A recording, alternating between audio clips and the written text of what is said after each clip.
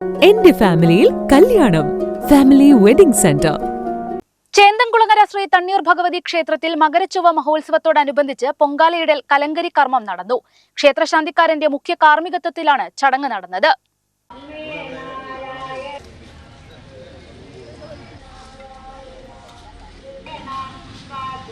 വെട്ടത്തുനാട്ടിലെ ആദ്യത്തെ ദേവീക്ഷേത്രമായ മൂലക്കൽ ചേന്തംകുളങ്ങര ശ്രീ തണ്ണീർ ഭഗവതി ക്ഷേത്രത്തിൽ മകരച്ചുവ കലങ്കരി മഹോത്സവത്തോടനുബന്ധിച്ച് പൊങ്കാലയുടെ കർമ്മം അതിഗംഭീരമായി ആഘോഷിച്ചു.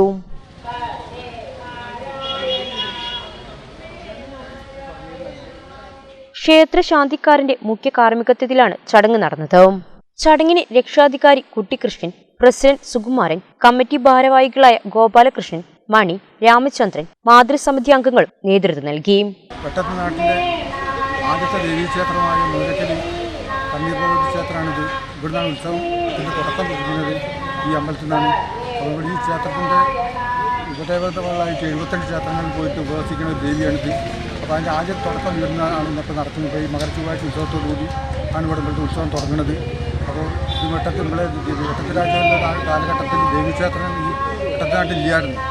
ഇല്ലാത്ത സമയത്ത് വെട്ടത്തിരാജാവ് മറ്റേ മൂകാംബിക ദേവി അവിടെ ഉപവാസിച്ച് അവിടുന്ന് മൂകാംബിക ദേവിനെ കടൽ മാർഗം നമ്മൾ ഈ വെട്ടത്തിനാട്ടിലേക്ക് കൊണ്ടുവന്നിട്ട് ഇവിടെ ദേവിക്ക് ഇഷ്ടപ്പെട്ട സ്ഥലമായതുകൊണ്ട് ദേവിയോട് ഇരുന്ന് ജനങ്ങൾക്ക് എല്ലാവർക്കും പ്രസാദം നൽകി കൊണ്ടുകൂടെ ഇരുന്നതാണ്. അങ്ങനെ ഐതിഹ്യം അങ്ങനെ പറയുന്നത്.